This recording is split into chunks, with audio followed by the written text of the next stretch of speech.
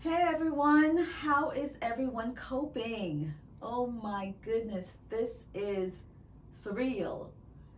And I figured I'd come to you today and share with you some of my coping methods that I am putting in place to deal with this situation.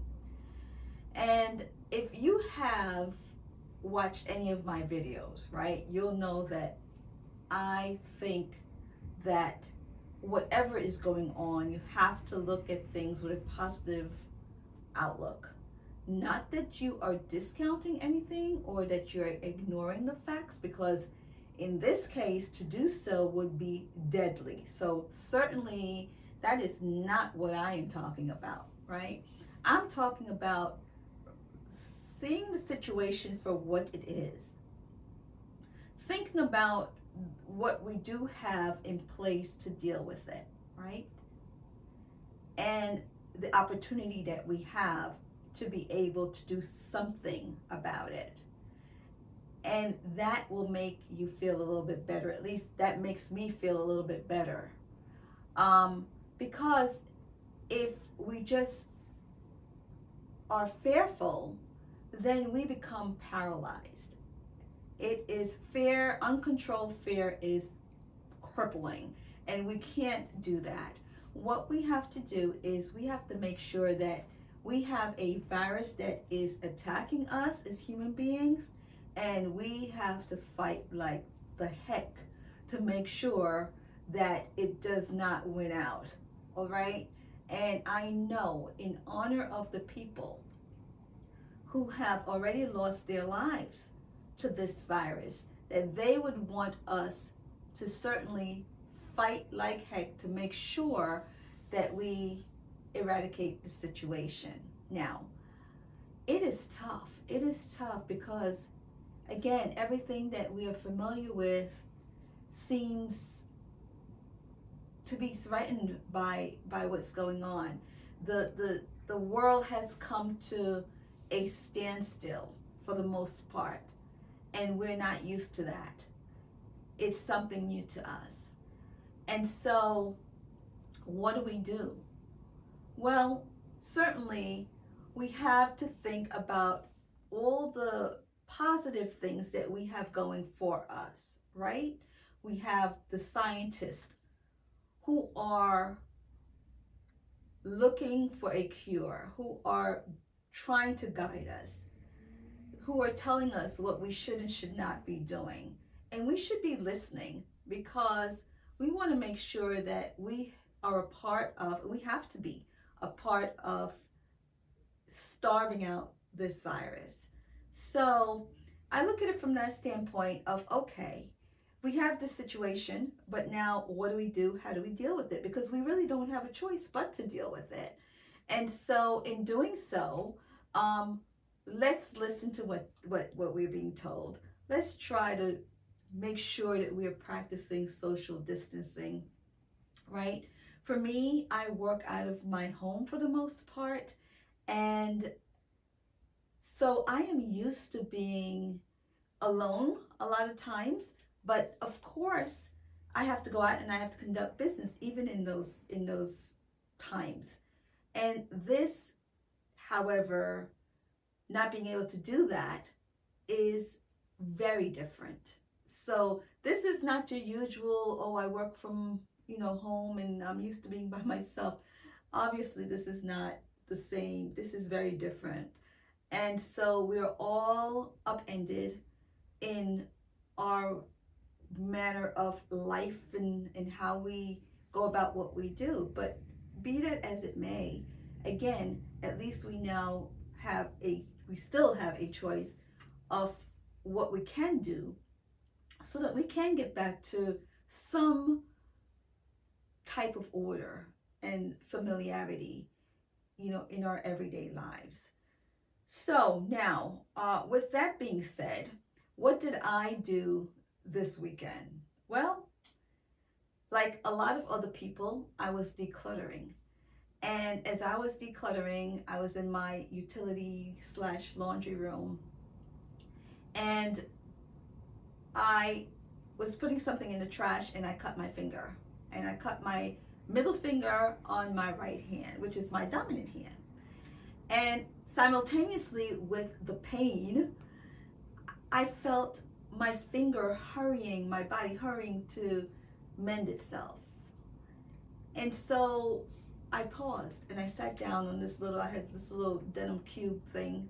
I sat down and I started to think, and I said, wow, I am really thankful for my body and for its ability to take care of this cut that I have, and doing so without my conscious effort.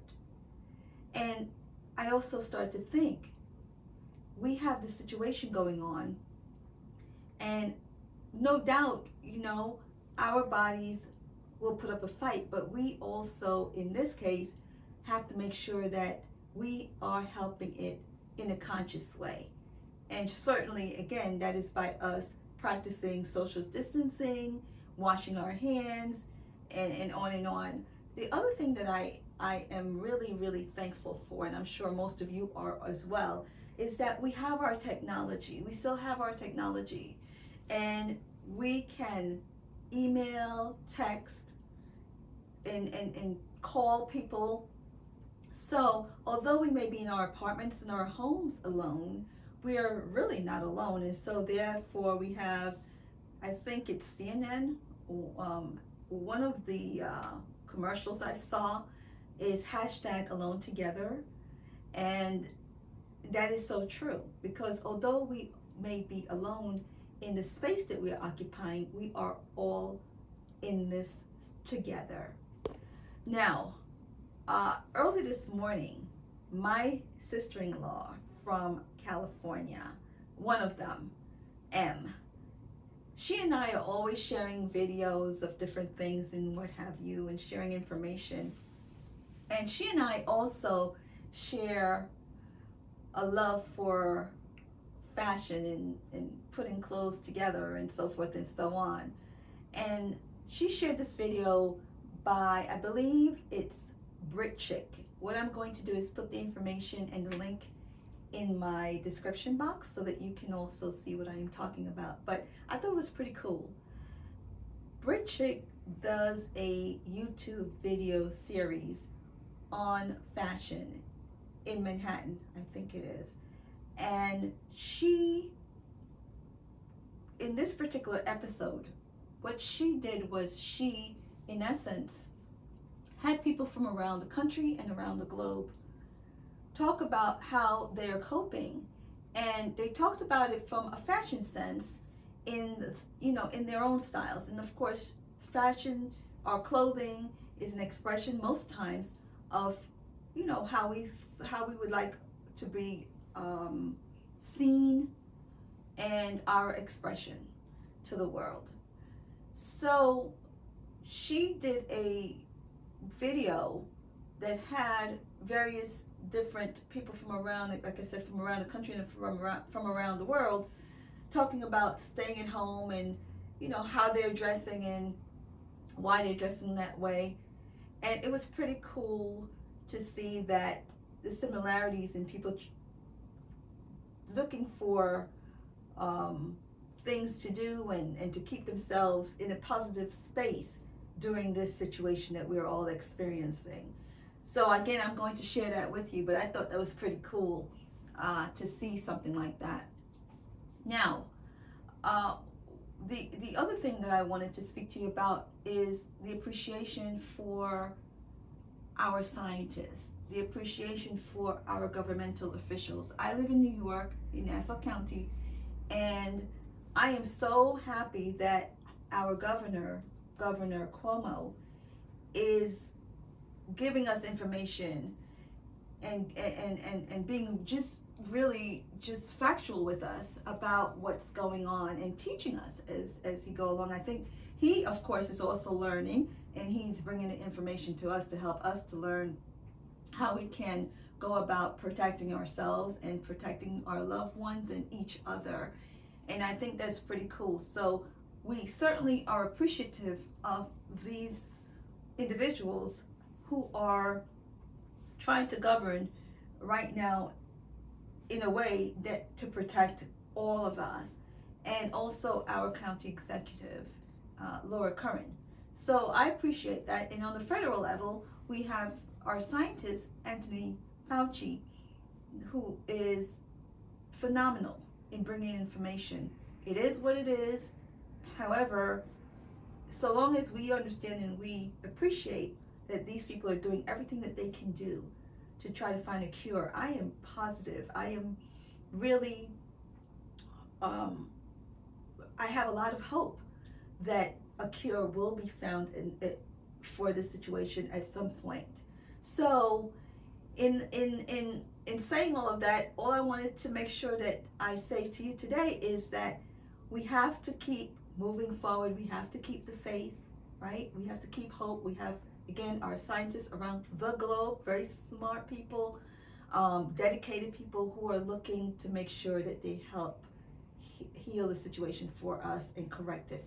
So that is definitely, if nothing else, that should make us feel hopeful in what's going on and the fact that we can do our part. So remember, social distancing, and we will survive, like Miss Gloria Gaynor says. Also, she has a video, and I'm going to link that video. It's pretty cool.